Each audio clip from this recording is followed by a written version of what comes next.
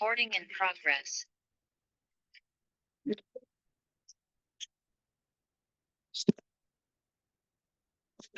Yeah, thanks on everyone. Let's start off.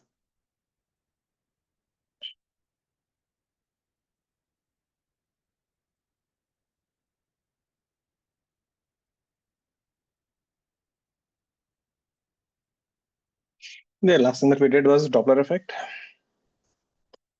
Let's go ahead. Let's do a few more problems.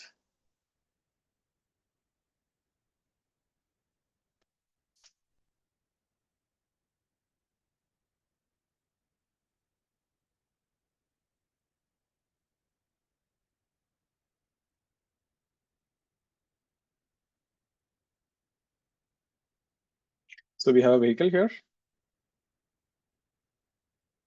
with a siren on the top. The vehicle is going with speed v. The wall itself is going with speed 2v.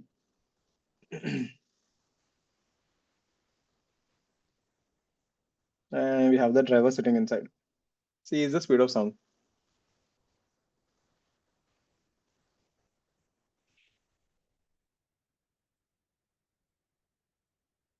So we have a vehicle with a siren frequency of going with v towards a wall, which is also coming towards with 2v. Find frequency.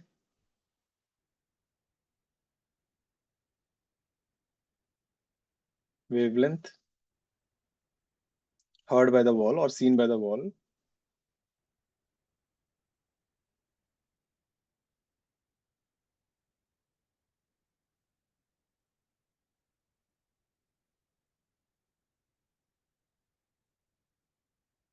Find the frequency and the wavelength of the echo. So after the sound goes and hits the wall, you'll get an echo.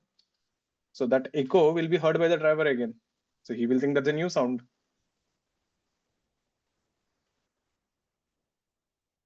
And again, frequency and the wavelength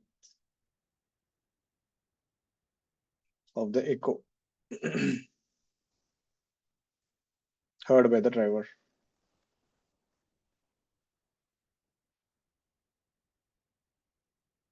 That means the driver will hear two frequencies. The driver will hear one frequency directly and he will hear one echo from here.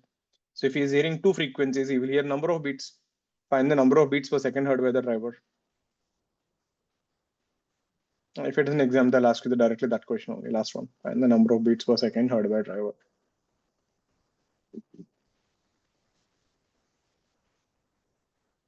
Okay, let's get this. Hope everyone remembers the formula. In case you forgot, this was the formula we are talking about. I didn't give you any wind here, so W is 0.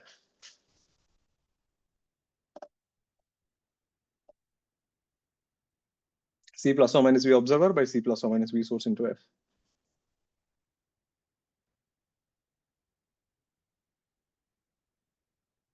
Let's get this. I'll give 3-4 minutes.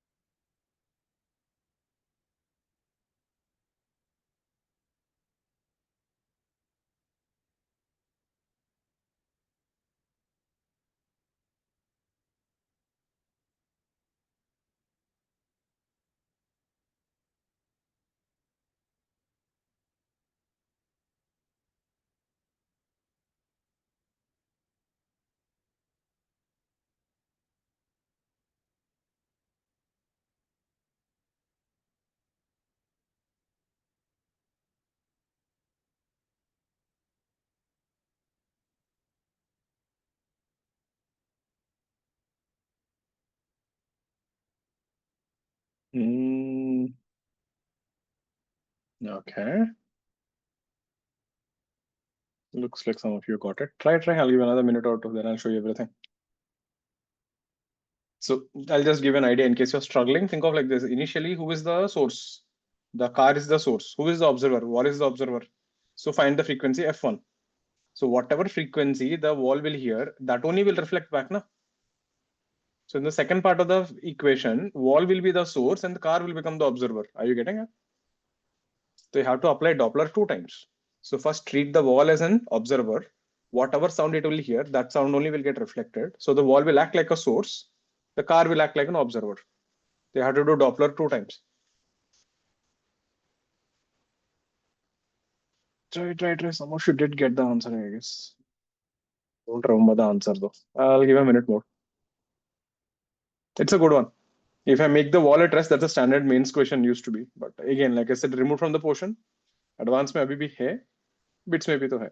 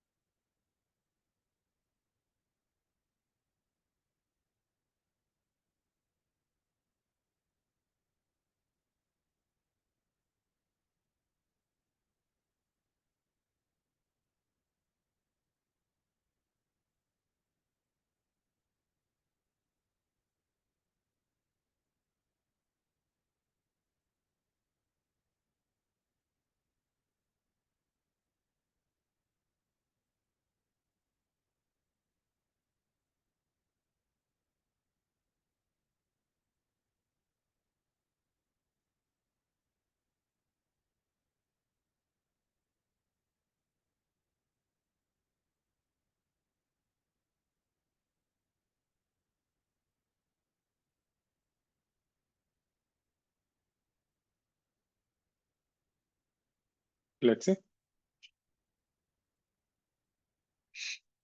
The frequency is actually fine. The wavelength, right? Most people get confused with that, but you guys know how to handle that.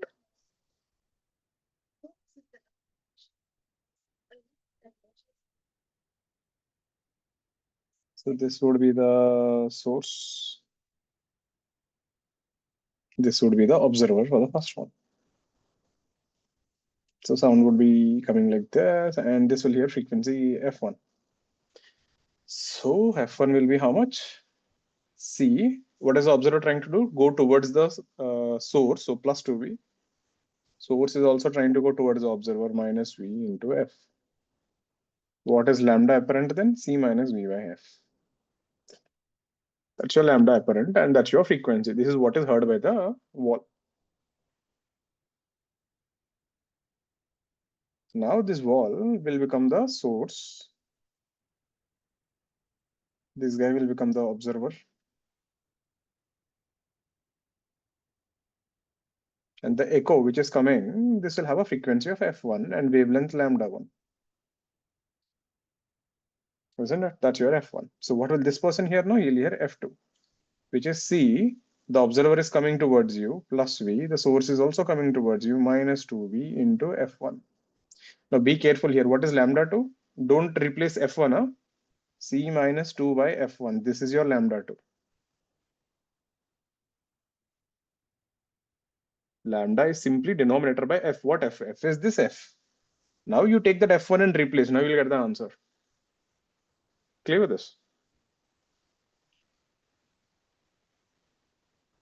And then what are the number of beats heard by the thing? The observer will hear two frequencies. One frequency will hear directly from the source and another frequency will hear from the echo.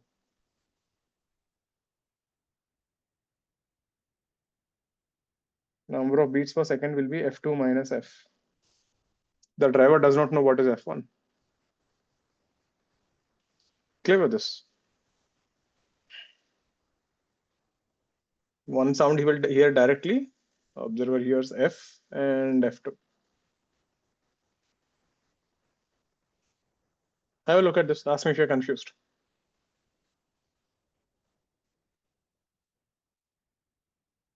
So whatever sound the wall hears, it will reflect that sound only. So wall will start behaving like a new source. You can't tell a difference between an echo and a sound from a source. So the car will become an observer, wall will become the source. So it's like the wall is generating F1 frequency. Any doubts on this? F2 and F, and yeah, everything. Subtract and you'll get the answer. Clear, na? Arush, Pratik, Vihan, Puruja, Ishana, Ansh. Clear? Aditya. Next one.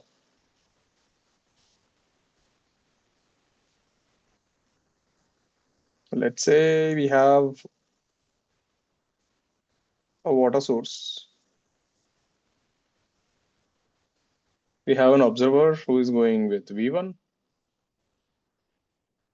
And let's say this water surface is going up with V2.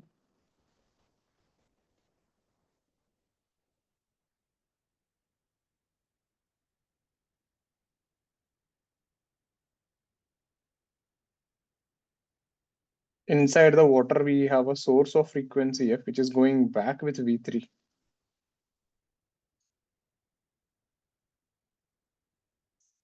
The speed of sound in air is C.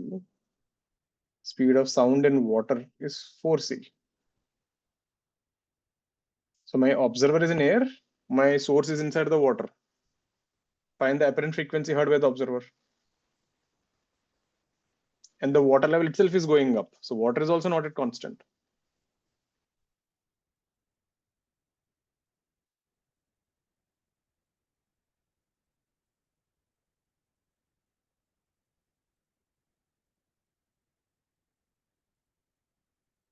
And remember the Doppler effect, right? We derived it is for a given medium. You can't apply Doppler directly from water to air. So let's see, how will you handle this?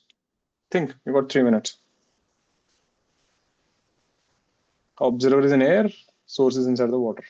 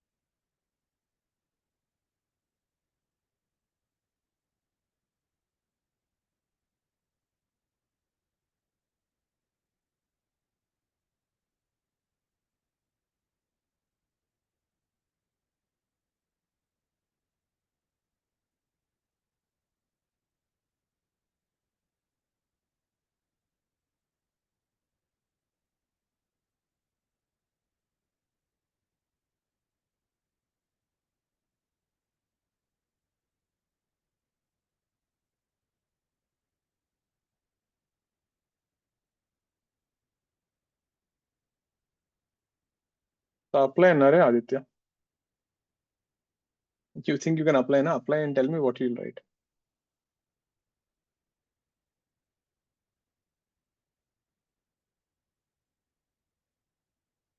See, when you always feel now, oh, we can do that, then you should do it. Get a wrong answer. I want to say, how will you apply? What will you write? C ka place mein, C or 4C, right?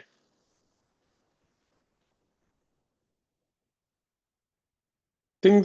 It's a think for a minute. Then I'll tell you something. Then I'll give you the hint. It's not tough. It's kind of like previous one.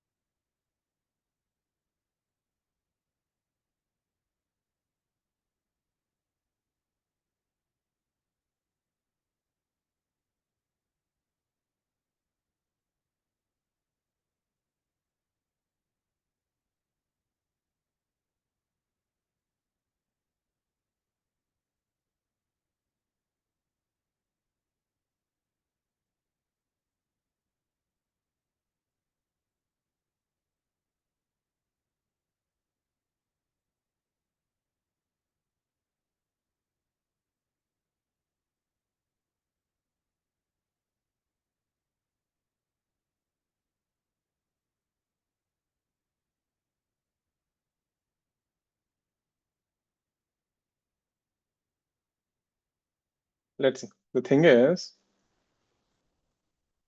I think Anush got it. Let's see. Think of like this. The problem, if you go back to the derivation, how we derived. Look at that formula. Na? The formula, entire thing, what we got, that c was the speed of sound in air. Now suddenly you have two different mediums. You can't directly jump from here to here. What will you use c? So treat it like this. Treat the interface as an observer. So this is the source. This is the observer. So this will here f1. Now, whenever a frequency goes from one medium to another medium, frequency doesn't change. So whatever frequency the interface will hear, it will send the same frequency outside, isn't it? Now the interface becomes the source and man becomes the observer. Again apply Doppler, but this time in air. You're getting it? So apply Doppler for the source and the interface in water, then apply Doppler for interface in the man in the air. So in both the cases, the C will change, isn't it? Now try, I'll give you a minute. Now it is easy.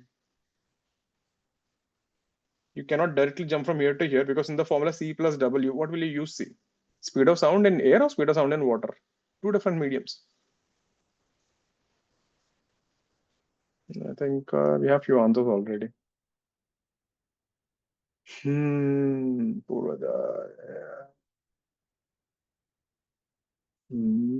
think Ansh and Rehan got it. It doesn't matter which one is greater, V2 or V1. It doesn't matter what are the things.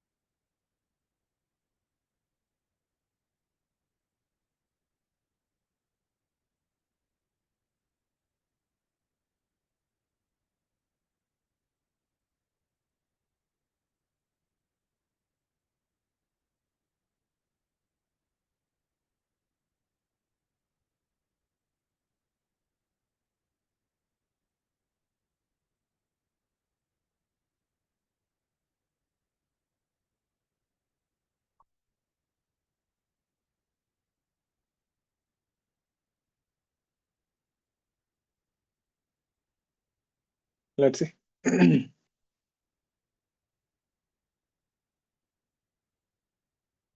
So sound waves which will go from here to here. So interface will be the observer and this will be the source. And let's say this guy here is F1, which is 4C, speed of sound in water. So observer is going away, minus V2. The source is also going away, so it should decrease. So plus V3 into F. So the same frequency will start going out. So this will be the source now, which is sending F1, and this guy is the observer. Now let's say this guy here is F2. So F2 now this is in air, so it will be C.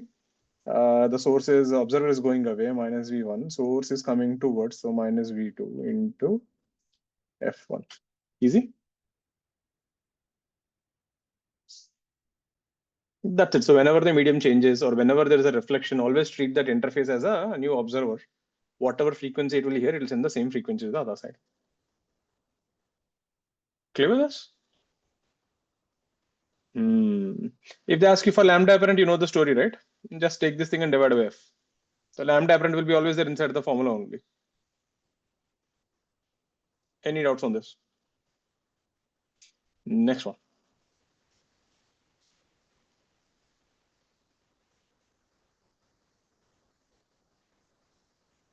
So let's say we have a source of frequency f. It starts with an acceleration.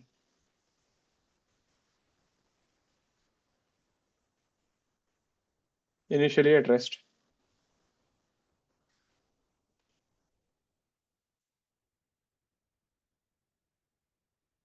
We have an observer who is at rest. C is the speed of sound. What is the first frequency that you will hear?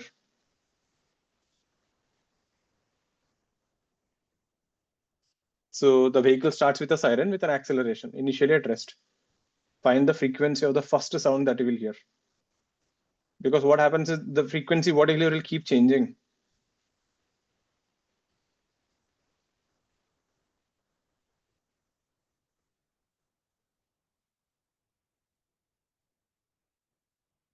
Now you can't use the formula. You have to go back to the derivation.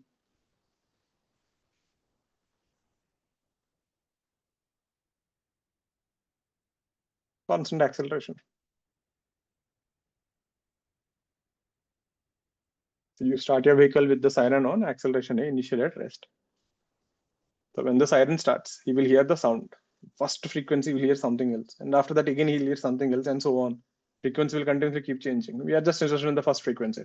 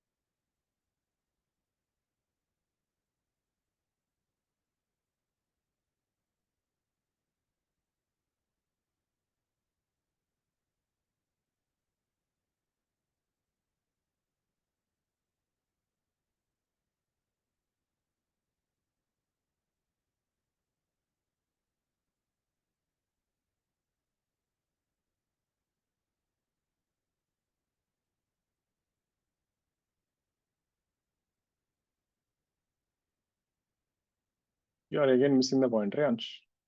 How do you define frequency? The number of waves that are hitting per second. तो सिर्फ एक beat से तुझे कैसे पता चलेगा? The time interval between the first and the second wave is what you think is frequency, isn't it? Isn't that how we define frequencies? The time interval between two waves. Check again. If you go back to the derivation, how does it start? At t is equal to 0, you send your first pulse. This is how we started the whole derivation, if you remember. After time t, so t is equal to 1 by f, you will release your second pulse. But in this time, the first pulsar must reach somewhere here. This would be your c into t. Your source must have traveled some distance here. This will be half into at square. Yeah, the derivation, we used to write that as vt. And that is when you second your second pulse. And this person will think this is your lambda apparent. That was the story. That was the whole derivation. बस हो गया वही करना था. So lambda apparent will be ct minus half at square. Therefore, f apparent will be c by lambda apparent, which is c by f minus a by 2f square. Then you can simplify. This will be the first frequency you will hear. The next frequency will be something else, and next will be something else, and so on. The waves will start getting closer and closer and closer. The frequency just will keep on piling up. Clear? Yeah. So this is the case, where everything was going in a straight lines and all, but what if the source and the observer are not going in the same line?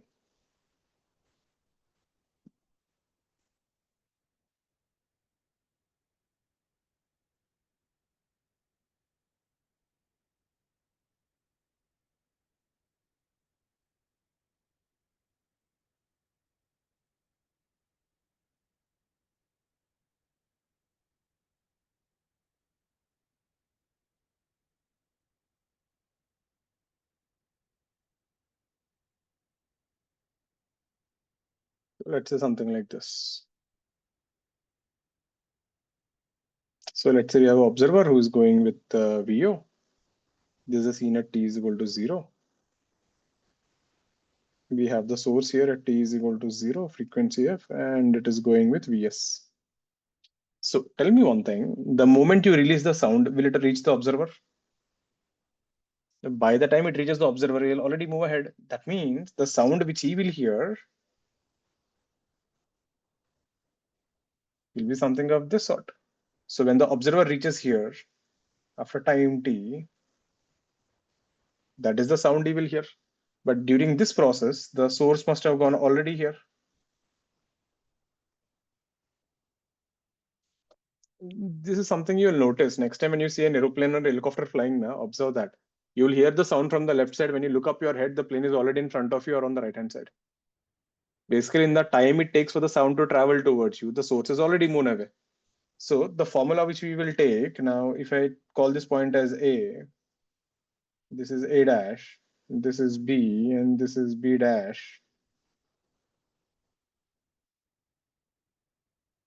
So if you take this angle to be something like theta1 and this angle is like theta2, the formula is still the same.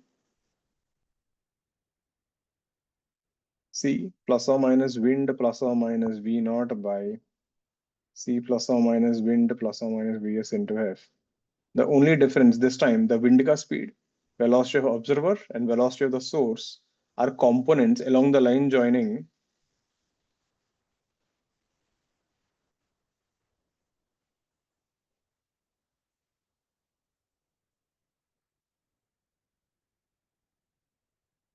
source when sound is released. So source is important when it is releasing the sound. After releasing the sound, it can do whatever it wants.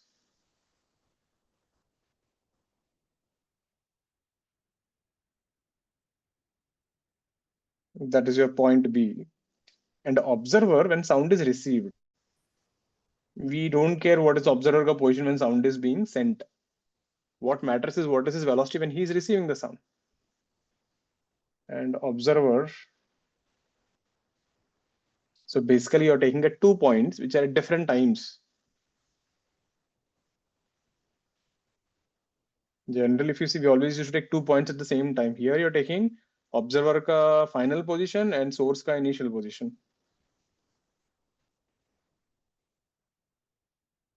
That is basically A dash. So you should take the components along the line A dash B. So here V naught will be V naught cos theta 1 and VB will be V naught will be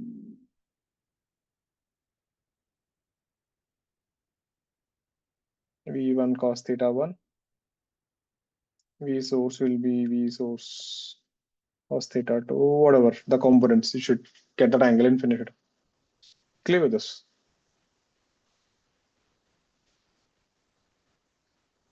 There, this is your final form of Doppler. If they're not going along the same line and you have to take components, this is how you have to do.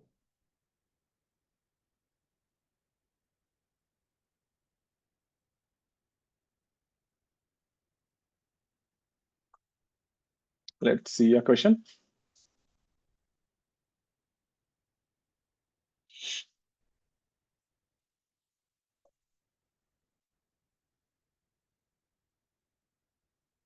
So we have an observer standing at the origin. At a certain height above the observer, parallel to x-axis, we have a source moving with constant speed from minus infinity to plus infinity.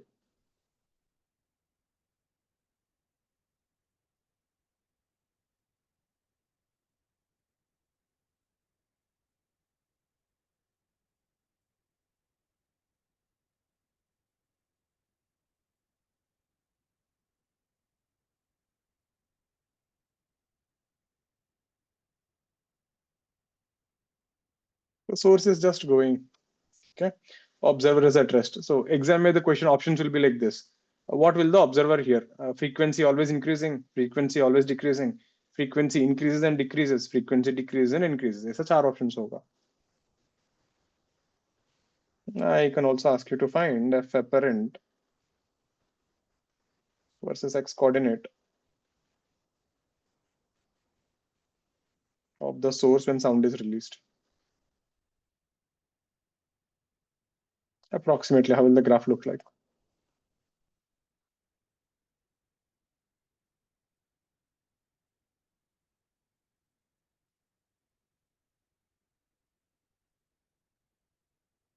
Let's see. Let's get from the 4 options. Frequency will increase, decrease, increase and decrease, decrease and increase. Start from there and then try to put it in a graph. It doesn't matter. It is at a certain height, not 0, definitely. It doesn't matter what height it is. You don't want exact values, no? Just a theoretical question. Increasing, decreasing, बस वही चाहिए था.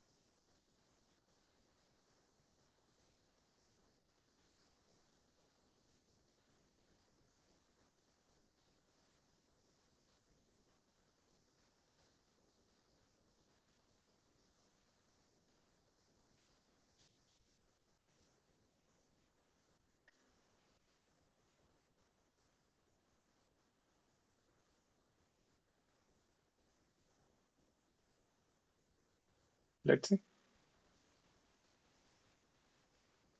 Increase and decrease. Ansh was right. नहीं बोला था. See. Like I said, when you're coming from the left-hand side, again, remember, we are not interested in the complete velocity, we are interested in the components. So if this is going with V, so here this would be your velocity component, this is theta, this is V cos theta. So on the left-hand side, the frequency will be C by C plus V cos theta. It's coming towards now C minus V cos theta into F. So the frequency will be greater than the normal frequency, but at infinity theta is 0. That means you'll hear maximum frequency at infinity. So when this thing starts from minus infinity, that is when you get a maximum frequency. When you come exactly on top of his head, V cos theta is 0. At this point here, theta is 90. So V cos theta is 0. So here F apparent will be F. So that means when this vehicle is starting from minus infinity, your frequency already starts at a high position. As you come to the origin, it becomes the same. And then as you're leaving, this time the velocity is going away from here. This is V cos theta. So on the right hand side, the formula will change. F apparent will be C by C plus V cos theta. Again, at plus infinity, you get minimum frequency. C by C plus V into F. So just look at this, what is happening. You're starting from maximum, then you reach F and then you reach F minimum. The frequency is always decreasing. So when you're on the left-hand side, you're approaching, but your approach velocity is decreasing. On the right-hand side, you're going away and your relative velocity is increasing. So frequency will keep decreasing. So if I actually try to plot this on a graph,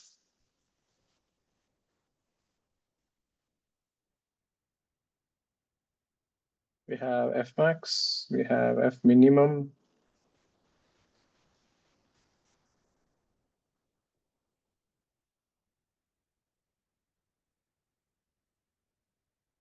The graph would start from here and decrease, decrease, decrease. It would be something of this sort. It's always decreasing.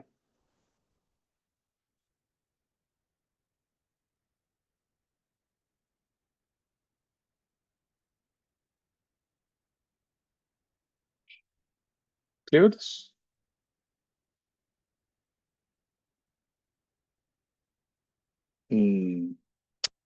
Next one. So like I said, what important is like the component towards the observer.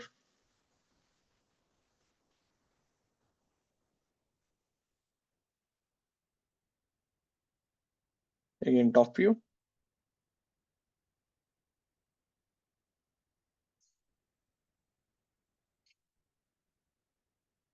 Observer standing here. This distance is R. Circle card radius is also R. Standard equation this is. So we have a source here which is going with a constant speed u inside a circle.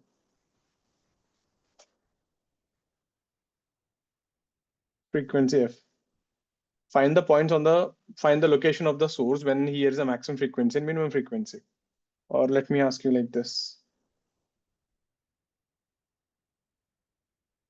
Find time interval between F max and F minimum.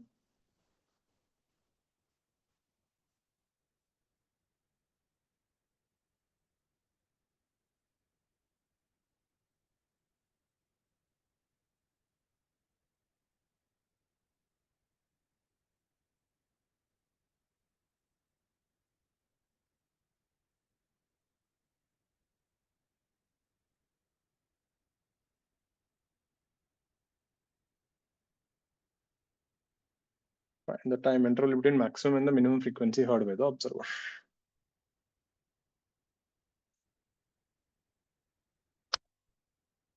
Frequency will keep changing. At some point he'll hear maximum, at some point he'll hear minimum. There's a time interval between them.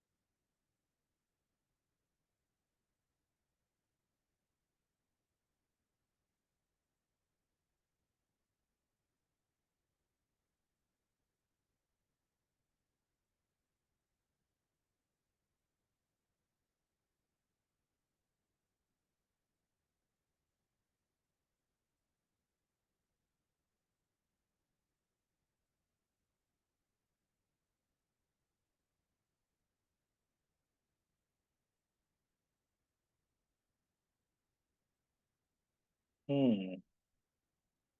2 pi r by 3 u pi r by 3v. Let's see. First of all, again, I hope you realize when do you get that minimum and maximum. Most people think, you know what, it is the topmost point, the bottommost point. You need to be careful. If you take the topmost point, you're not interested in the velocity, you're interested in the components. So look at this thing. You will have velocity a component. So you should find a point where the velocity is completely is along the line joining the source and the observer. So basically from the observer, draw a tangent.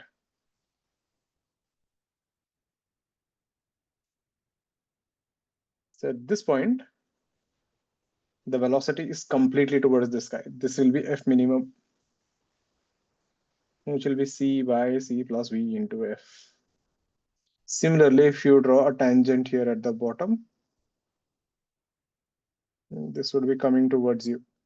This is your F max, which is C by C minus V into F. And if you see the total distance is 2r and that is r, so this is 60 degrees and 60 degrees. Now be careful. Maximum to minimum, minimum to maximum, both are not same. The question here asked is maximum to minimum. So this is maximum and this is minimum. So angle is 120 degrees. If I ask you minimum to maximum, then the angle is 240 degrees. They look same. This is not symmetrical actually. So the question we are asking for here is time between max to minimum would be 120, that is 2 pi by 3, 2 pi r by 3 into u. Clear?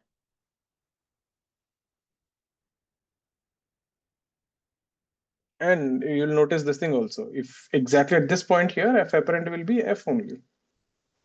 So when you're on this diameter, you will notice F apparent is F. If you actually try to plot a graph,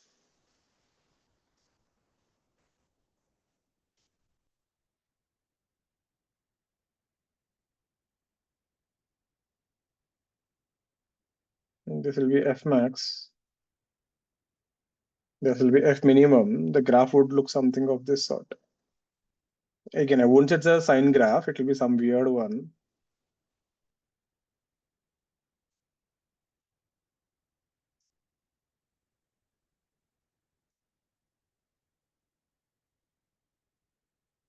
Start something like this. So first you reach, you're going that way, na? First you'll reach F minimum. You will reach F minimum there, and then you'll reach F maximum, then you'll reach F thing.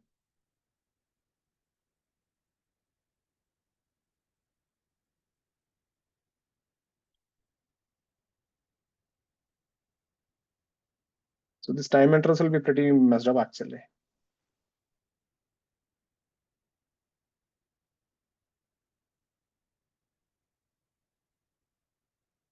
This will be exactly pi r by u. This will be 2 pi r by u. It won't be symmetrical. Clear with this? It would look something of this sort. This would be how much? Pi r by 3u. So that peak things, right? Peak will not occur in the middle exactly. It will be to the side. Graph would have looked something of this sort. Clear?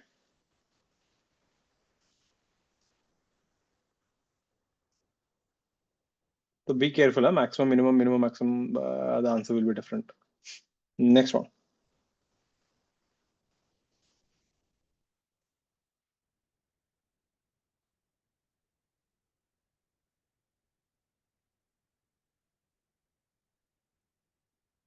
We have an observer here who is going with u, 0, comma d.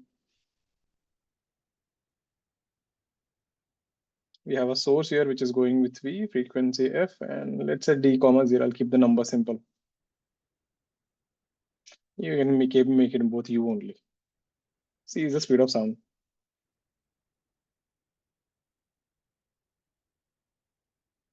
This is the scenario where t is equal to 0.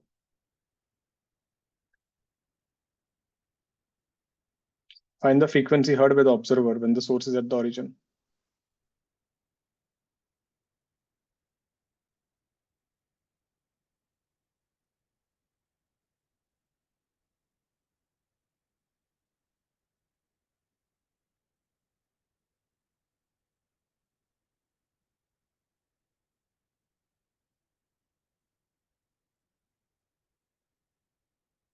Read the question carefully. Huh?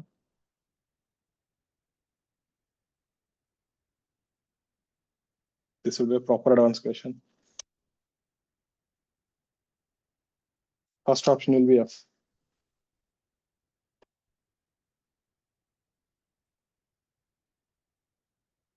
Think for a minute, then I'll tell you something.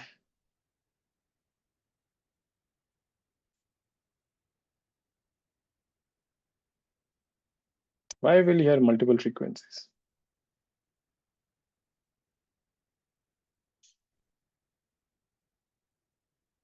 At any point of time, you'll hear only one frequency. Why will you hear multiple sounds?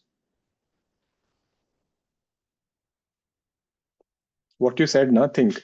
If you hear two frequencies at the same time, that means the time interval between both of them becomes zero. Frequency become infinity.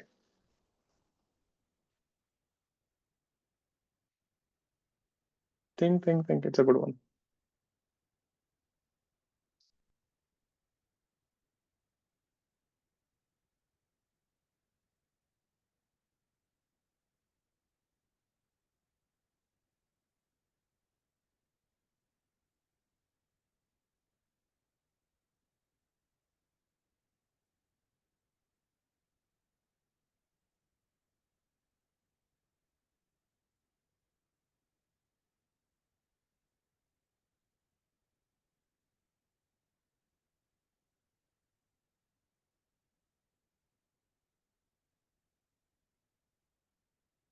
Let me ask you another question. You will understand the difference. Listen to this question.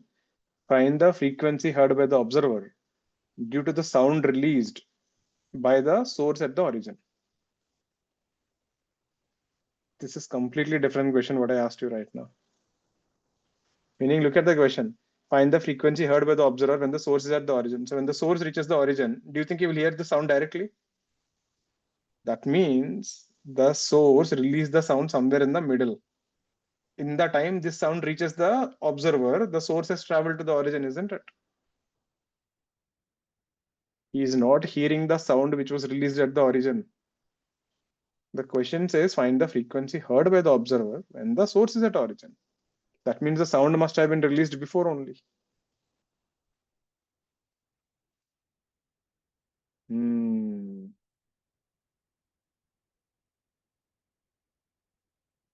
But that sound you won't hear, na? So the sound which you release at origin, that won't reach the observer at that time. It will take time. So how do we do this? Think.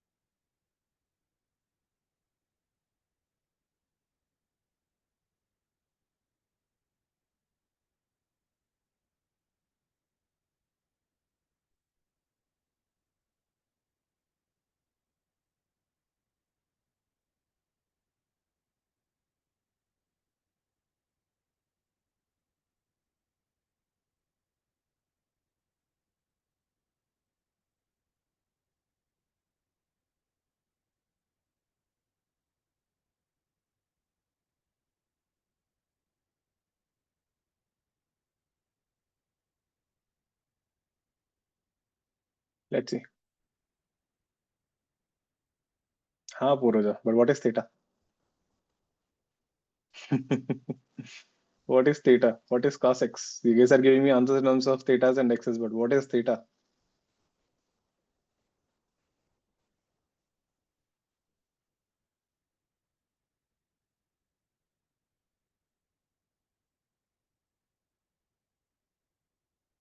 Hmm, okay.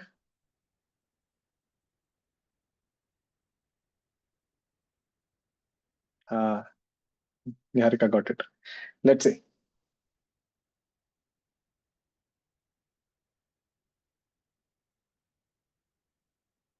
So T0, you're here, the source. At some random time, let's say T is equal to T1, you release the sound here. And you reach the origin at T is equal to T2. Again, I'm not really interested in T1 and T2. The same way, the observer who was here at T is equal to 0,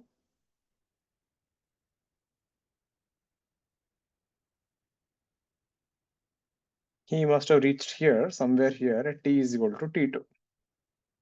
That means the sound which was released at T1, this must have reached the observer at T1, isn't it? Isn't this the story? We are interested in the source when the sound is released. We are interested in the observer when the sound is being received. So the sound was released at T1 and he received the sound at T2. In this time interval, it has moved from here to here. So if you take this angle to be theta, right? This is u. This is also u. This would be 90 minus theta. So here, if you take the frequency f apparent, the observer is trying to go away. See u minus cos 90 minus theta. The source is also trying to go towards u. So C minus u cos theta into f. C minus u sine theta by C minus u cos theta. So if you got theta, my job's done. So how do we get theta? So this is where it gets interesting. That means the vehicle from here to here traveled in how much time? U into T2 minus T1. Agreed? That's the speed of the vehicle. It traveled this much distance in T2 minus T1. During the same time, what did the sound do? Sound also travels C into T2 minus T1. The time taken for the sound to go from the source to the observer must be equal to the time taken for the source to reach the origin. Isn't that clear? Time taken for the sound to go from source to observer must be equal to the time taken for the source to go from T1 to origin. From there, you can clearly see cos theta will be u into T2 minus T1. Now, I don't know T2, I don't know T1. You get u by c. Substitute there and you're done.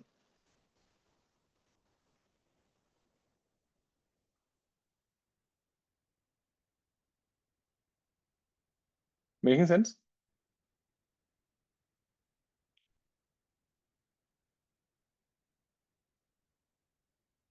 There, that's how you can play around with the Doppler thing.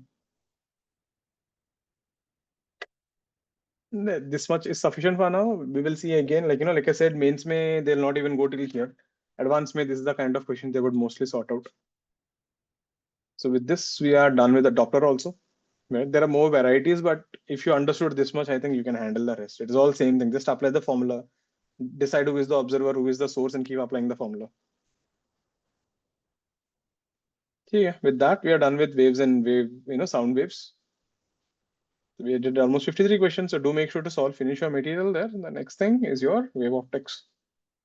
So wave optics is also kind of continuation of waves only, but it is slightly different. So let's go ahead with that. So what is this wave optics about?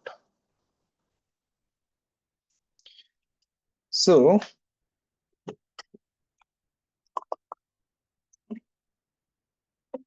the whole story, right?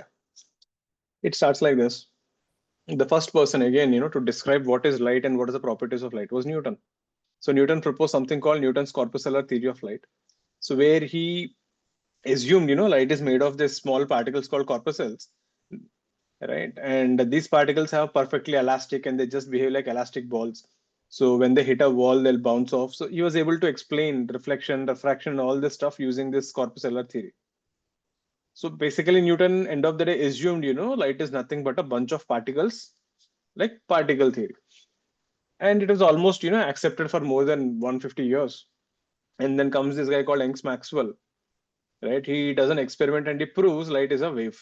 That's the YDSC experiment, Young's double slit experiment, which we're going to study later on. This is somewhere in 1880s and 1890s. So people all decided, no, light is a wave, light is a wave. See, understand one thing. Till then, people have an idea what is a wave. Whatever we studied was that only, na? Superposition of waves, stationary waves. So we people had an idea about waves. Then they decided, okay, light is also a wave. Then comes in 1907, Einstein, photoelectric effect of light.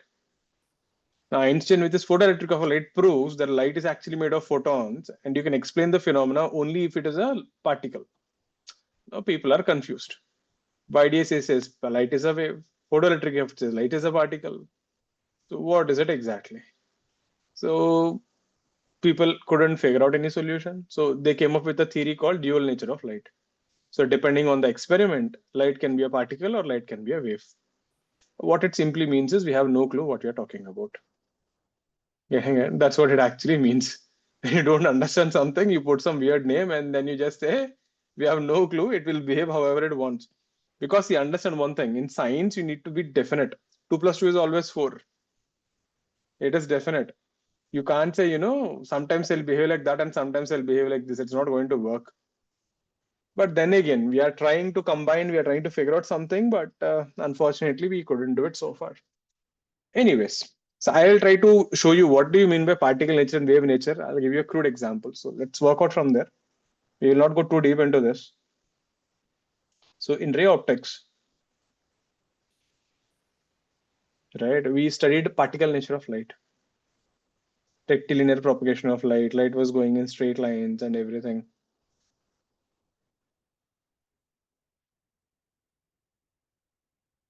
It has its own problems also. Think about it. If light was really made of bunch of particles, that means if this was sun, right, and if sun is emitting a lot of particles, photons, think about it. That means if you stand really far from the sun, there is a possibility that two photons will just pass through like this, isn't it? If you stand really, really, really far, at some point you will see the photons will pass like this. That means this person will think there is no sun. But if you stand here, suddenly you can see the sun. Isn't that what's supposed to happen? If light is just a bunch of particles and you're just throwing particles from the sun continuously, and as you go far and far, the photons will keep on spreading, spreading, spreading. At some point, you will see a situation like this where if you stand here, you can't see the star. If you go to the left, you will see the star. But that doesn't how it works. So there is some problem with that theory only. So when light propagates, it doesn't propagate like photons. So we actually have a lot of things. Like same saying, right? This is stuff people are still working on. We still couldn't fix up with something.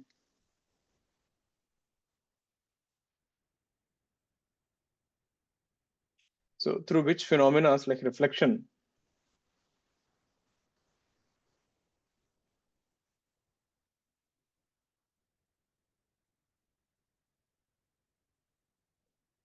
refraction, even Newton's theory, right, had some mistakes, but people couldn't challenge him really. People didn't have anything solid to say, like, boss, this is wrong. But when this guy did this YDC experiment, people didn't have any option but to believe what it was. It is a wave. You will see what is that experiment. And I'll show you how you can do it at home also. So just like reflection, refraction, and formation of images are explained. But there are certain phenomena. Again, wave optics is one important chapter. In advanced perspective, we see now there are a few chapters like this. So rotation, AMI, AC, wave optics, modern physics. These are some important ones.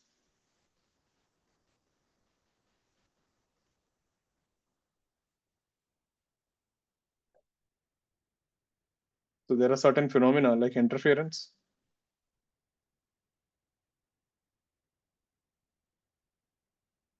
diffraction. We're going to do all these things. And polarization. These cannot be explained by particle nature.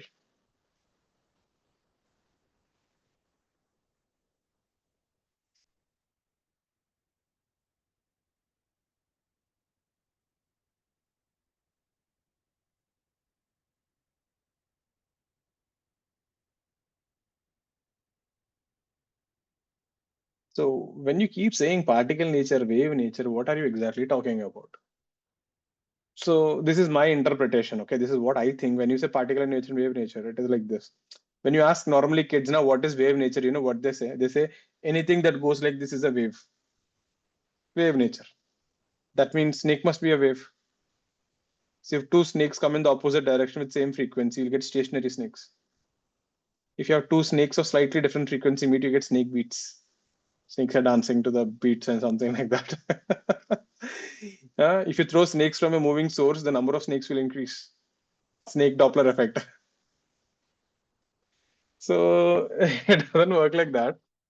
Getting it? So see, this is what I think. People have studied, waves separately. We have seen waves, right? Waves on a string, sound waves, water waves. So people have studied waves. So they know how waves behave. So people know superposition and all that stuff. So particle nature is something like this.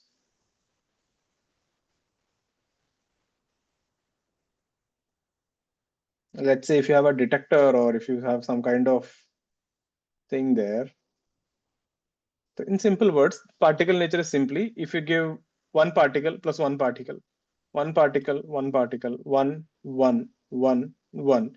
When you go inside and see, you'll find two. So a particle nature is simply 1 plus 1 is 2. Again, remember 1 and 1 are not numbers, 1 is a property. It's like, for example, if you add a property plus the property, no, the property can be mass, displacement, anything. It is 2 times that property. Example, if it is like 1 kg plus 1 kg, again, I'm giving a very crude example, but it gives you a sense what we are talking about, 2 kg. And it feels kind of obvious, that is because you see this day-to-day life, this is pretty common. So you don't even ever get a confusion. What is wave nature? You'll see something else in waves. In a wave nature, again, don't think 1 and 1 are numbers.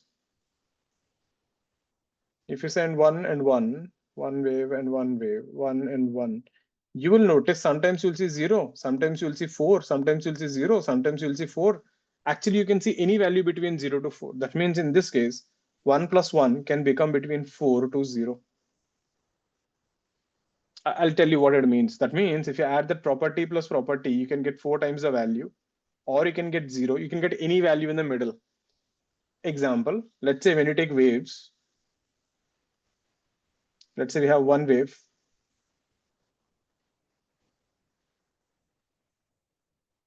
Plus, let's say we add one more wave. So if you add two waves of intensity I and intensity I, and let's say this is amplitude A and this is amplitude A. If you have two waves like this, what will happen? You will get a much bigger wave whose amplitude becomes 2A. And we know intensity is proportional to amplitude square. That means this intensity will be 4I na. So when you add two waves of intensity I plus I, you get 4I. Similarly, if you add a wave like this, plus if you add a wave like this out of phase by 180 degrees. So here when you're adding I plus I, the waves will completely cancel out. You get I resultant is 0. I can even add the waves in little out of phase, isn't it? I need not exactly add, need not exactly cancel.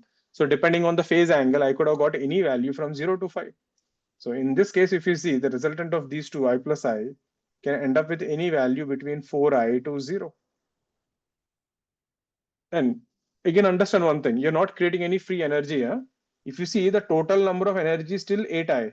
The energy is redistributed. You'll find 0 somewhere, you'll find 4, but the total sum is still constant. So in a wave nature, the total energy is constant, but it is redistributed. You will find zeros and fours, the sum average is still 2 only. So this kind of properties people have observed in waves. Isn't this what you see in waves? Think about it. When you're adding in stationary waves, some parts have amplitude 2A, some parts have 0 amplitude, nodes and antinodes. So that means some particles are having more energy and some particles have lost energy, but the total energy remains constant. You see these kind of properties in waves. So people said anything that obeys something like this is called a wave nature. So for example, tomorrow, let's say you have some special monkeys. You take two monkeys in a room and put there, suddenly they become four monkeys. Sometimes they become zero monkeys. Then we say these monkeys are behaving like wave nature. But normally, when you put one monkey and one monkey in a cage, there are two monkeys, so monkeys behave like particles. Looks vague, but that's what actually people observed. And this is something, right? We will see later in YDAC. People have noticed this kind of weird things happening. So what they did, this was one of the experiments. We have two holes here. Imagine you take electrons and you start throwing in the holes, electrons. Tell me one thing, if you're throwing electrons into those holes continuously, what should you notice? In front of this hole, there should be a bunch of electrons. In front of this hole, there should be a bunch of electrons. This is what we should notice normally. But you know what people noticed? When they started throwing electrons into the holes, they noticed there are some places with four times the concentration of electrons. Some places there are no electrons, more electrons, no electrons, more electrons, no electrons. Now, the thing, if you ask them now, why is this happening? We have no idea. But we have noticed even electrons started behaving like waves. That is the reason we defined something called de Broglie wavelength, H by mv. Matter waves. Did you study in chemistry? So subatomic particles started behaving, like waves. That means they started getting wave nature. So one plus one electron will show you four electrons at some places and zero electrons at some places. Right? But why, that's what I'm telling you, Vihan. But here you gained energy, na? Here you lost energy, na? Both of them will not, they're happening at the same time, right? I just showed you a part of the wave, isn't it? There are some places Okay, they're sir. adding, some places they're canceling. Okay, sir. I'll show you. I'll show you that. This I'm just taking up bits and pieces of it. The total will remain constant. When you take the whole region into the consideration, you will see the total will remain constant. It's like, think of like this. Let's say each of you came to the classroom with 10 chocolates. I have taken away all the chocolates and I give some people 20 and some people I give zero. Total remains same, but I redistributed them. Something like that. But I hope you got a little glimpse of what do you mean by wave nature. So whenever you think about a wave nature, this is a very simplistic explanation. Let's not go too deep into it. It gets confusing. We don't need it also. This much idea, have an idea about that. For example, tomorrow, if you find something where 1 plus 1 becomes 8 and 0, this is not particle nature. This is not wave nature. This is something new. We will call it something else. This is a third type then. Again, so far, in all our observations, we have never encountered anything other than particle and wave nature. Clear with this? So things get pretty weird. Once you go there, now you start getting quantum mechanics and all, things start getting weird. These are the things, which go beyond our understanding. We can't visualize or understand this stuff. That's the reason when you do quantum mechanics and all that stuff, mathematically everything makes sense. Physically, you can't explain. Anyway, so that is the little thing about particle and wave nature. Take a break. We'll continue after this. Come back by 9:46. So, any doubt so far? Chalo, come back in 5 minutes then.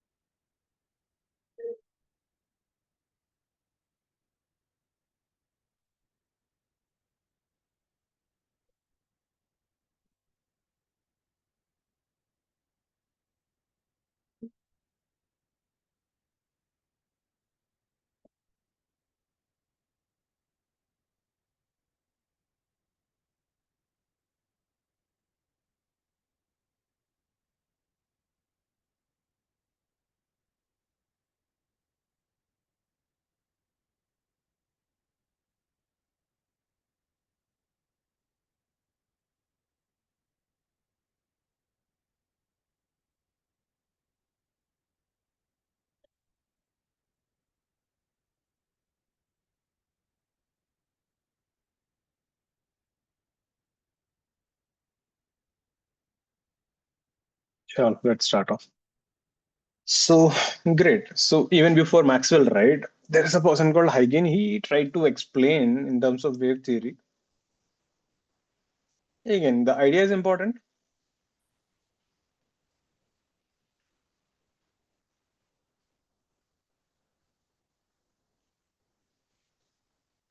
So this is your Huygens wave theory. If you're in HSC boards, this will be important. They'll expect you to write all this theory.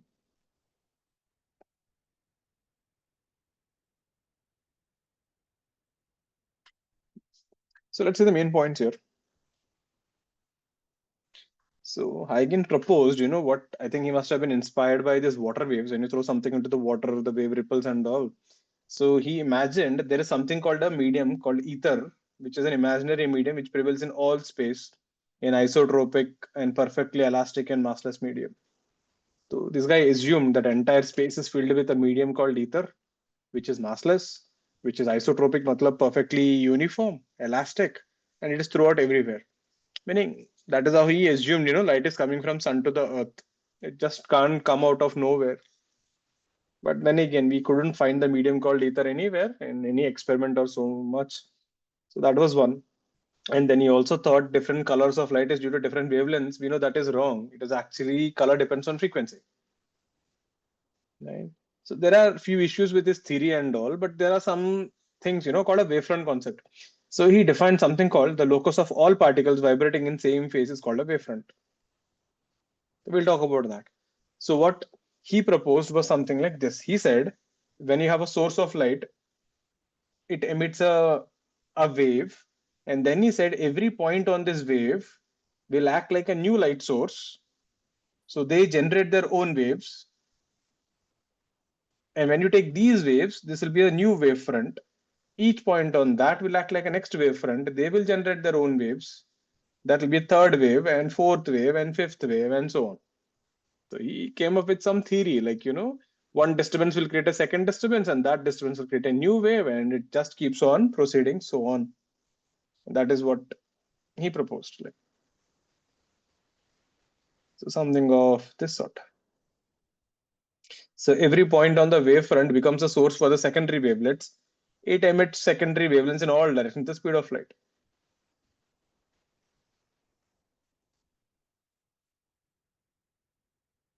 So this is your spherical wavefront. This is your plane wavefront. Even though there are big issues with the theory, right? There are certain things like wavefront and all, which were something new. Matlab, these things helped for developing the theory further in different direction. Can I just go through this? Take a minute, read it. Nothing there, but just go through that.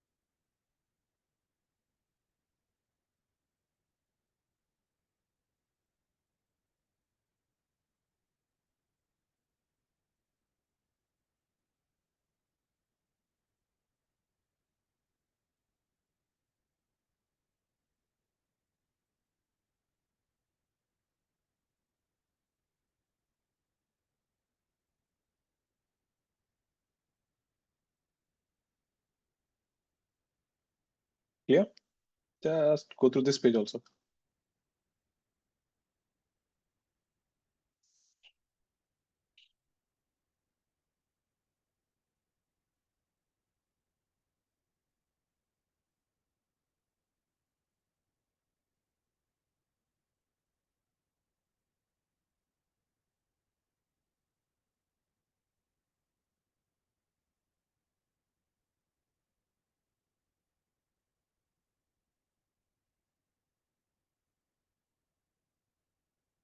Yeah. So that is what he proposed. And using this theory, right, he could explain actually a lot of things. See, that is how always, things goes. You propose a theory and then you say it works. It works great. It doesn't work. You keep changing your theory.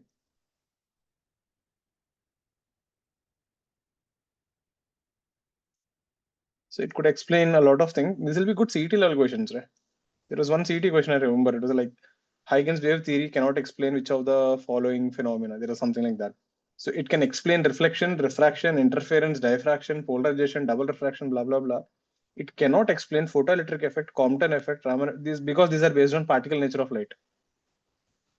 Photoelectric effect and Compton effect are based on particle nature of light. So Huygens wave theory cannot explain that. So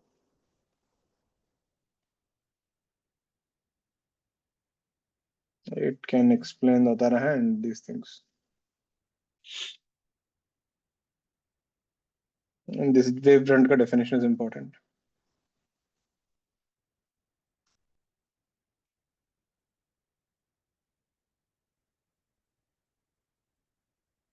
Backward propagation is seen. When you said this is a light source, why should the wave only go front? Wave can also come back now.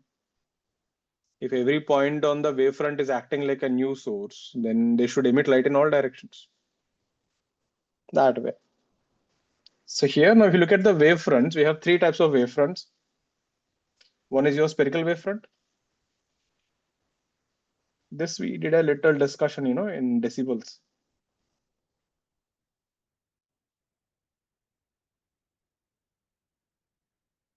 You get this for a point source.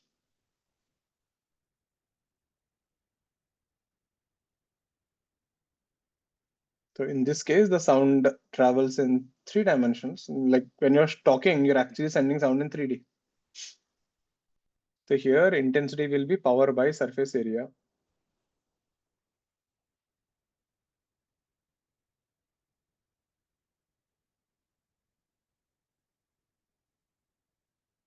So I is proportional to P by 4 pi R square.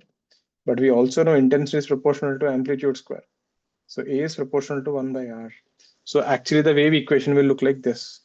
So Y is equal to A naught by R into sine KR minus omega t. We have not studied wave equations like this. So this is a wave equation whose amplitude is decreasing with, this thing. Those small circles are just, these are the new wave fronts. Each point is generating its new wave. That is just like a disturbance again, another spherical wavefront. There, this is the equation for a spherical wavefront, everyone. So this A naught by R is your amplitude. So your amplitude is changing with position. The more you travel, lesser the amplitude. You must have seen, right? If you drop a stone in a water, what happens? That ripple ka size will keep decreasing as it goes farther and further. So we didn't study these kind of wave equations. Yeah. So R is the distance from the center.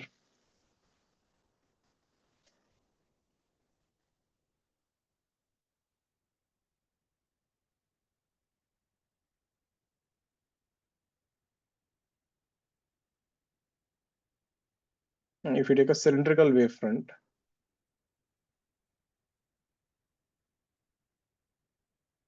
this will be a line source.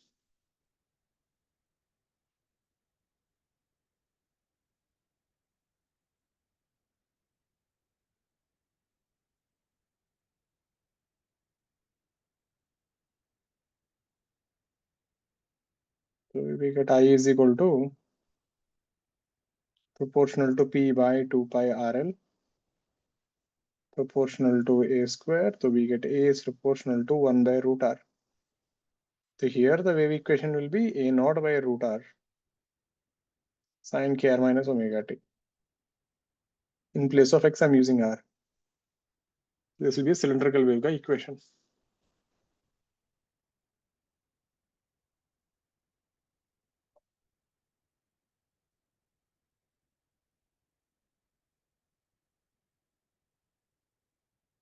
So this is the reason when you're shouting, why don't people after 50 or 60 meters, they can't hear you? If your amplitude was constant, then when you shout, no matter how far people are, they should be able to hear your sound.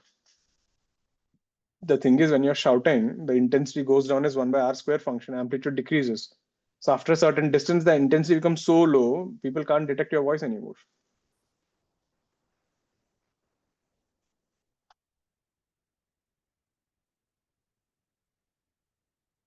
Power is proportional to A square. Which power are you talking about, God? I'll punch you now. Which power are you talking about? There's a power transmitted in a string. Don't mix up the Okay. formulas. This is what? Okay, sir. Where is the string here? Okay, sir, got it. Don't use any formula for any fair. Good thing you didn't say power is proportional to velocity F into V.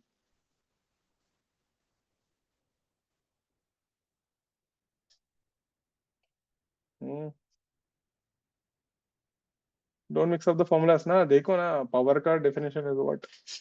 Then this is the summary of all that. So what did we study till now? What we studied in wave equation was this: plane waves. In plane waves, I is constant, so A is constant. Here the equation will be y is equal to A sine kr minus omega t. And this is the plane wave.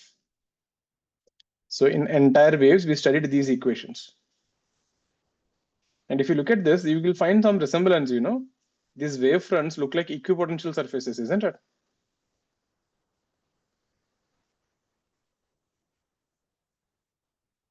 And the propagation of light looks similar to electric field.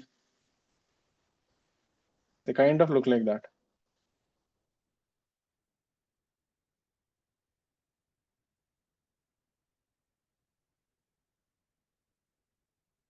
Just a similarity.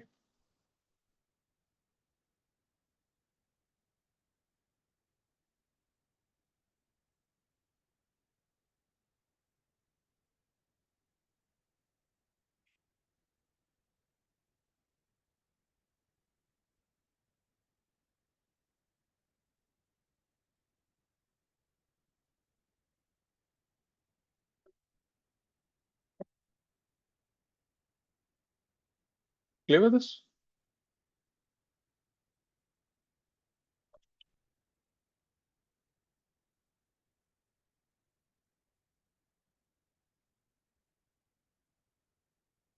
So this is basically a wavefront.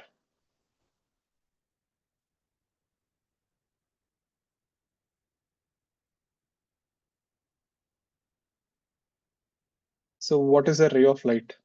So the ray of light is simply a line drawn at right angles to the wavefront is defined as a ray of light.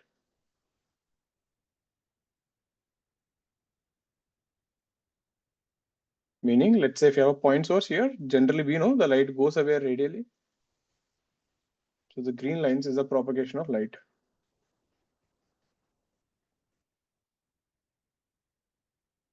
So you want to study this in terms of wavefronts, then the wavefronts will be perpendicular to it. These are wavefronts.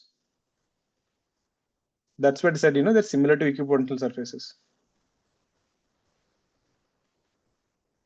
They're perpendicular to the propagation of light. All points on the wavefront are in same phase, just like equipotential surface. So normal to the wavefront represents a ray of light.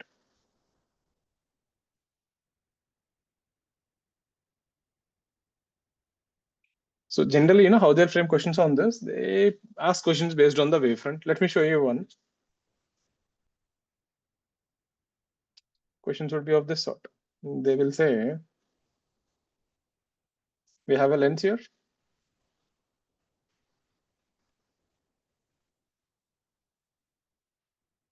Biconvex lens. This is mu L, mu M, and mu M. And let's say mu L is less than mu M.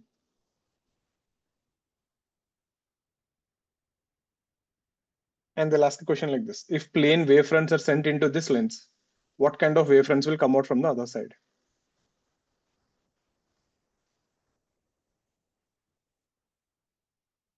So let's see how to do these questions. Listen to once, I'll show you one. First of all, what is focal length? Mu L by mu M minus 1 by 1 by R1 minus 1 by R2. So here mu L is less than mu M. Therefore, focal length is negative. This is actually a diverging lens. Be careful, just because you see biconvex lens, don't jump into the conclusion it is converging. We have to check the mediums also. This is a diverging lens. That means whenever you send light rays through this kind of a lens, so this is how you do. Send parallel light rays. So after hitting, they will diverge like this.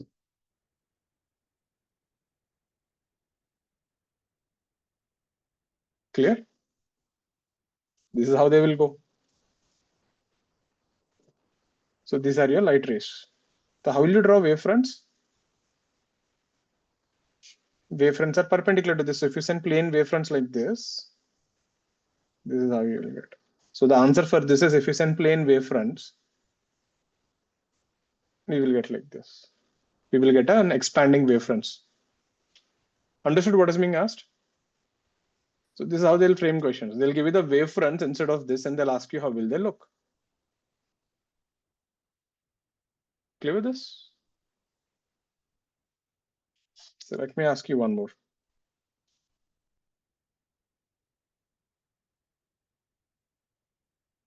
Same thing. If mu L is greater than mu M, and if I send plane wavefronts, how does this look like? So I'll be giving you a shape, you have to draw the wavefronts.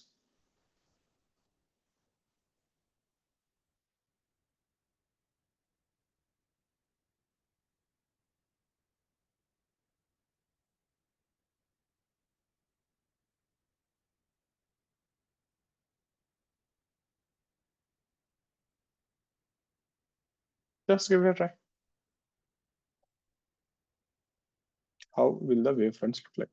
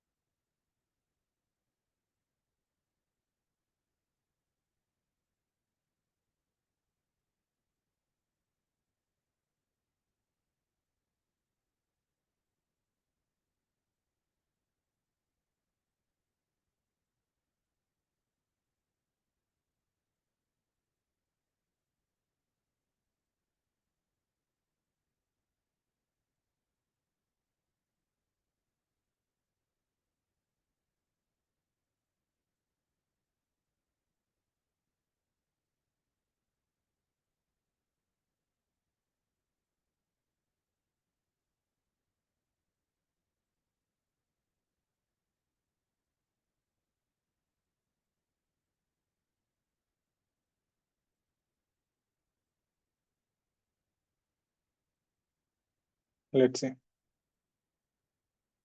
Again, whenever you get this kind of questions, first go back to your ray optics. So we have a lens and you're sending parallel rays. This is a converging lens, so this thing will converge like this. That means if you send parallel wavefronts, then you get converging wavefronts. So this is how the answer will look. They're tending towards a point, isn't it? They're getting closer. That is the answer for that. What about this guy?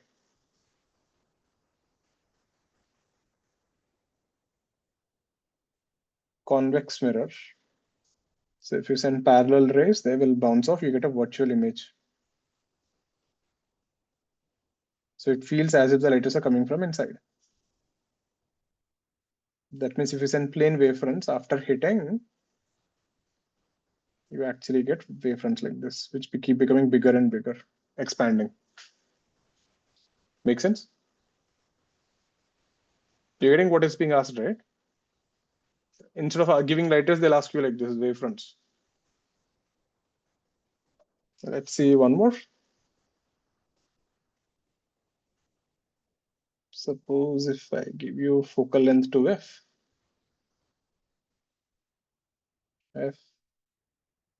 this is 3f. If I send plane wavefronts, can you draw how will this look like? So they go through this lens and that lens and then they come out. Can you draw all the wavefronts?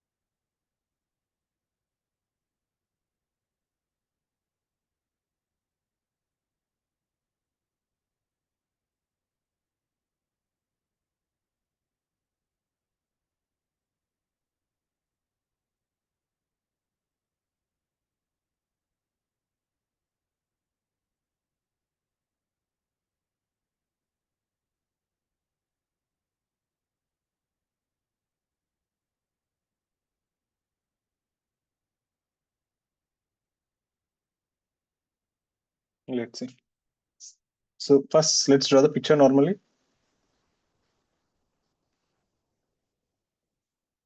So if you send parallel light rays, they will converge at 2f.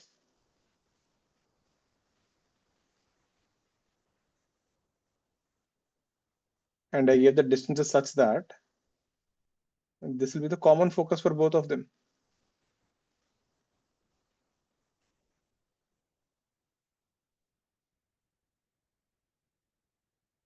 And that means from here, the light rays will hit here. And then again, it will become parallel. Isn't this? So how will the wavefronts look like? The plane wavefronts will become converging wavefronts. Then they'll become diverging wavefronts. Then they'll become again parallel wavefronts. Isn't it? That's your answer.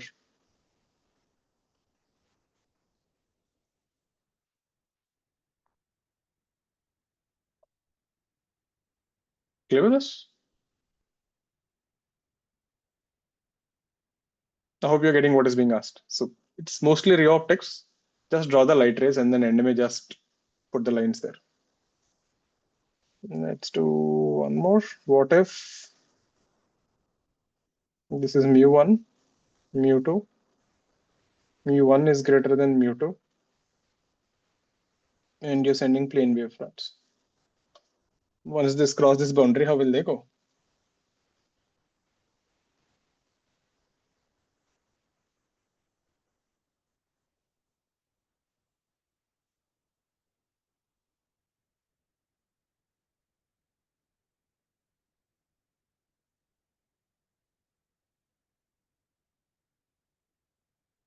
If you hit a plane mirror, then what?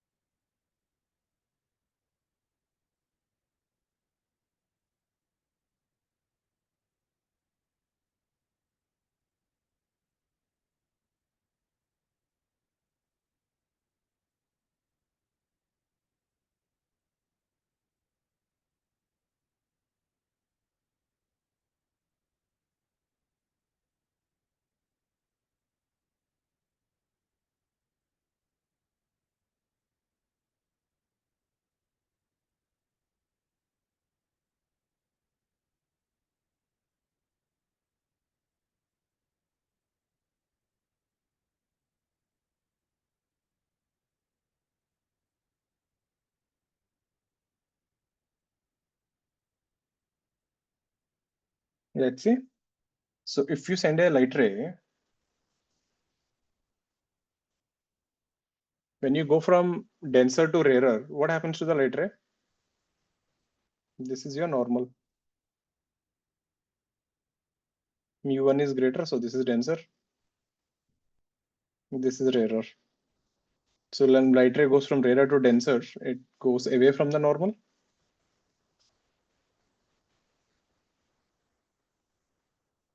So it goes away from the normal like this. And that's it. So they'll become like this. Easy. You just have to draw the light ray and draw perpendiculars to it. That's your wavefront. इसमें क्या होगा? The light ray will hit like this and will bounce off like this.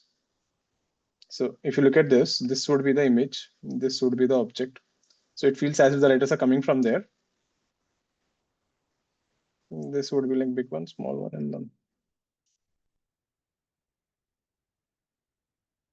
they'll just get reflected. They will neither get converged or they don't become flat.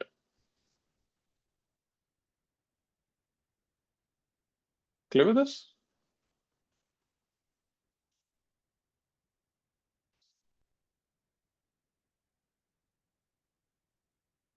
let's say this dotted line, we have something.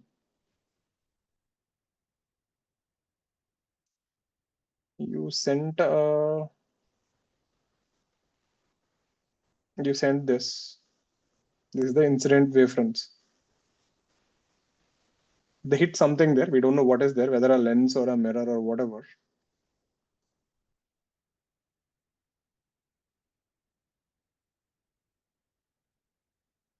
After hitting, they become like this.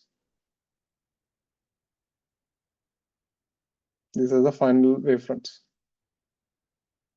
What is there? What did you place here? So the question would be like this. The incident wavefronts after hitting, a lens or a mirror become like this. So what is that? Convex lens, convex mirror, concave mirror, convex mirror, ऐसा 4 options होगा.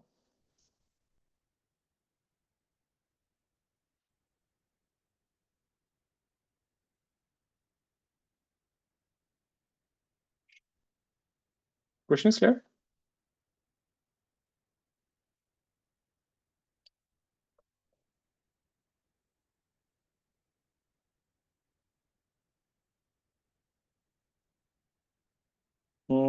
Right on. Try others.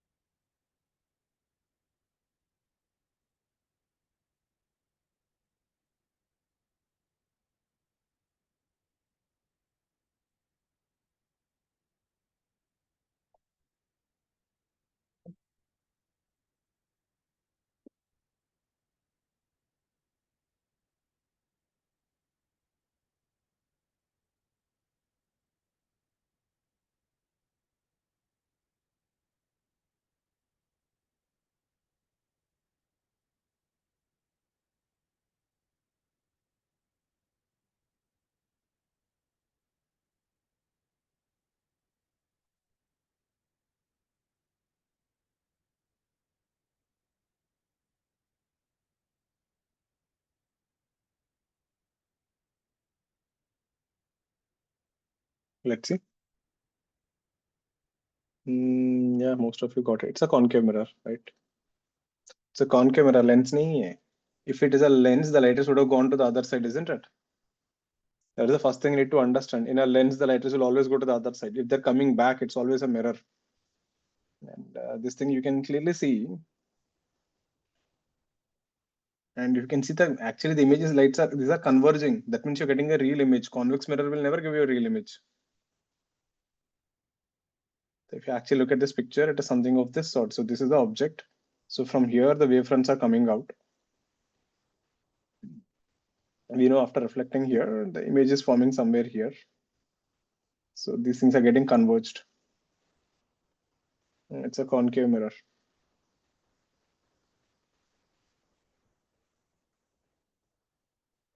Clear with that? So that is how you eliminate it. First thing, it can't be a lens because lighters are coming back.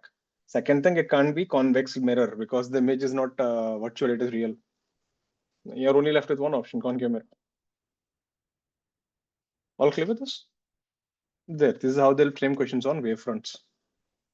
So that's a bit about your Huygens wave theory and the wavefronts. So wavefronts is the most important thing for us. The rest of the theory is only for boats. The next thing, coherent sources.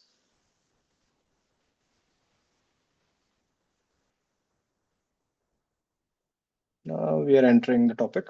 So what are these coherent sources? Two sources are said to be coherent.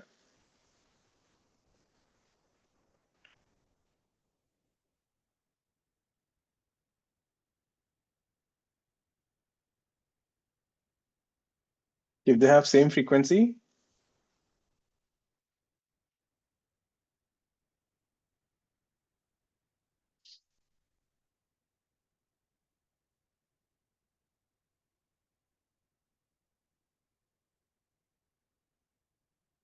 and a constant phase difference.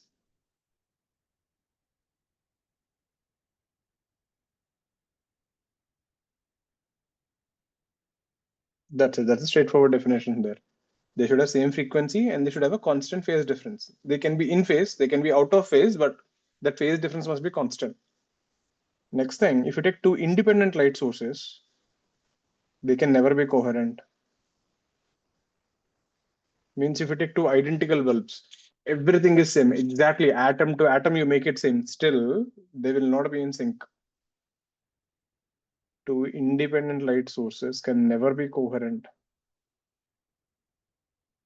The problem is, what is exactly light? How do you produce light? Ever thought about it? What is the fundamental thing that is happening when you produce light? Think about it. In how many ways can you produce light? The simplest and the most primitive method is what? Put a fire, isn't it? Fire is the most simplest thing. What? You guys thought bulb is the first thing, yeah, for light? Cavemen used to use bulbs instead of fire. What is our first source of light? Now, other than sun and all that, the first artificial source of light is fire. Burn something and you get fire. That is your light source. Then you had bulbs, LEDs, whatever stuff, all these things. Yeah, electron excitation. So in all these things, so exactly what is fire? What is fire exactly? Basically, when you are burning something, the heat, right? The gases get temperature rises, the molecules collide with each other. The gas molecules get excited, the electrons go to higher orbits. When they de-excite, they emit photons. And that's what you think is fire. As simple as that, straightforward. If the fire is not having high temperature, then they will emit infrared. So you can't see them, but it is still hot. If the fire is really, really hot, it will produce ultraviolet. You still can't see them, but the fire is so hot, if you put your hand, it will burn. Extreme case, but yeah. You're getting at that temperatures, right? If they really reach, gas will start decomposing and stuff, but okay. So even when you take your tube light, that's what happens. When you're giving electricity or even in an LED, something is happening. Electrons are getting excited. When they de-excite, we get light. So fundamentally, whenever you say I am seeing light or we are producing light, it is always about electron excitation. Electrons are going to higher orbit. When they de-excite, you get photons, and that's what you think is light. Or you think it is fire. You think anything. So fire is nothing but electron excitation. Right? And if the temperature is high, you get blue flames. If you get temperature is low, you get yellow flames. It all depends on the kind of photons you can emit. So the problem now with is what? Tell me one thing. If I have 1,000 hydrogen atoms in two gas samples, do you think if I give them energy at the same time, same number of hydrogen atoms will excite and de-excite at the same time? There's no guarantee, right? Everything is random. So even though you make two identical bulbs, exactly identical, you cannot tell who is going to give what light at what time. On an average, if you take 1 second time, you can say they're almost same. But every instant, they won't be same. Right? So light is produced.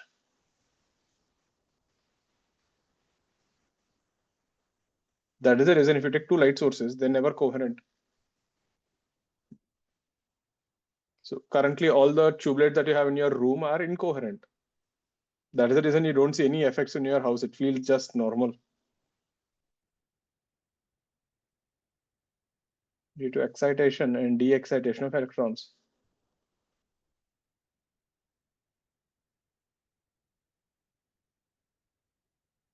And this is completely a random process.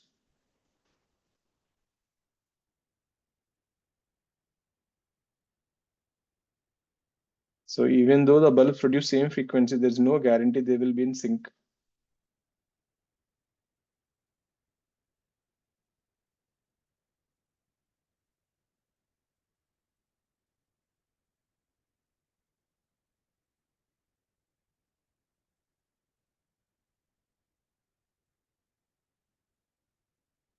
All right.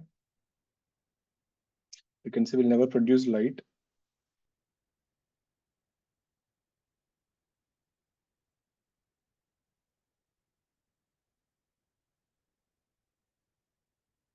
I will simply say will never be in sync. That means if you take two light bulbs,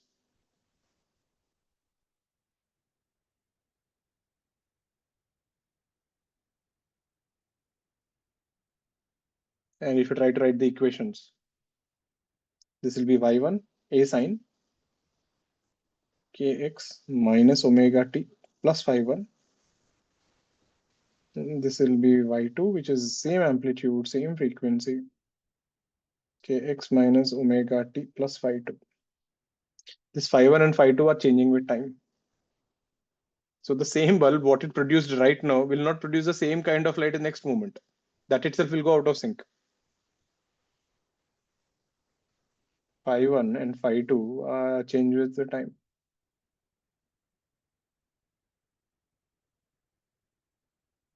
So the same bulb will not behave the same way after some time. Therefore, if you take the phase difference, phi2 minus phi1 is not constant. And that was one of the definition of a coherent source, a constant phase difference. So if you can't create two light bulbs to create this thing, then what we do? So somehow we have to create two sources from a single source.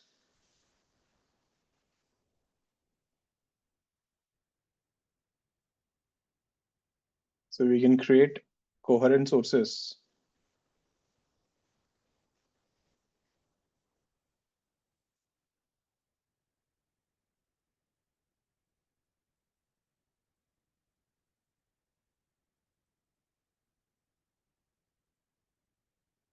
by creating them from single source.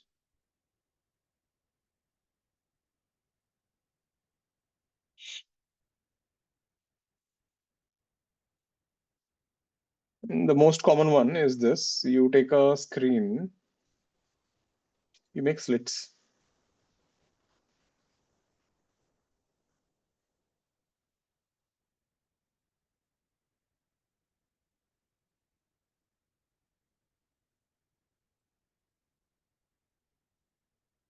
So when you send light through this, so you actually get a cylindrical wavefronts. This is how you create cylindrical wavefronts.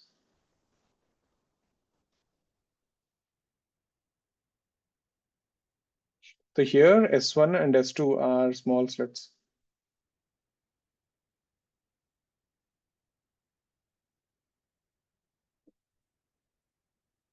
Thin slits. And this is what we are going to actually use in YDSC. So they behave like two sources. And what is the problem here? The thing is, see, this phi is still changing, isn't it? But because both are coming from the same source, S1 ka bhi phi1 hoga, S2 ka bhi phi1 hoga, phi1 hoga. What is the difference? Zero. Both the sources will be always in sync. You're getting what I'm saying?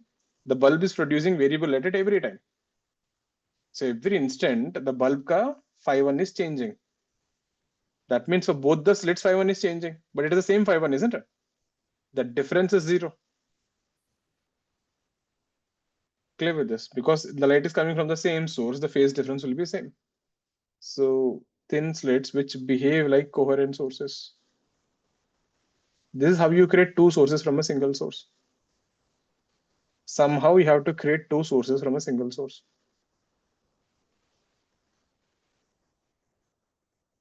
We can do this, or we can take a lens,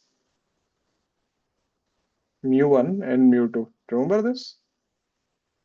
And if you put one object here, we can get two images.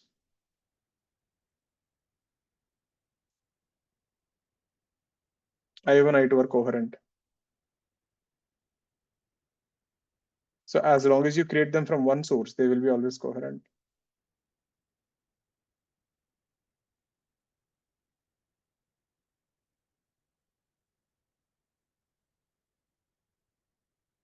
You can take a mirror, the source here. So for a person standing there, they will think the image is also another light source. So S and I are coherent.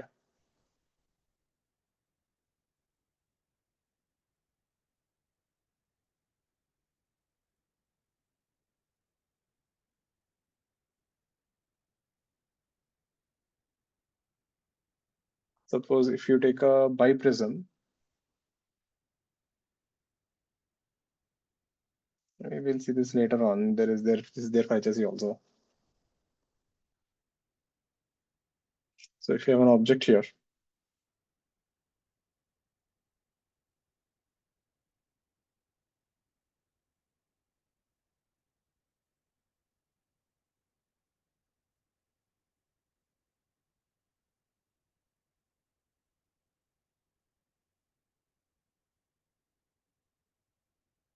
This is called a biprism experiment because there are two prisms joined at the center. So here I1, I2 are coherent. So on, you can just keep playing with this. You can somehow you have to create two sources from a single source. Use mirror, lenses, or just make two holes on a sheet. It still works.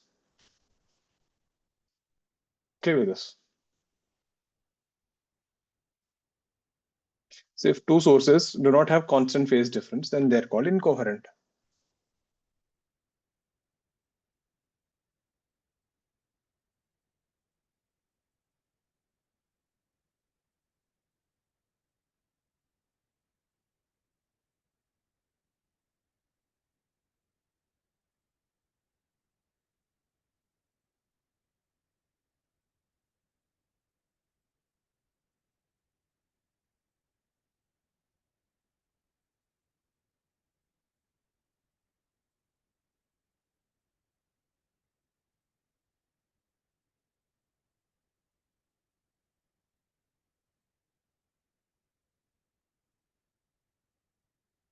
Clear with this? Then that's a bit about a theory about this wave optics, Huygens wave theory, wave front, and coherent sources.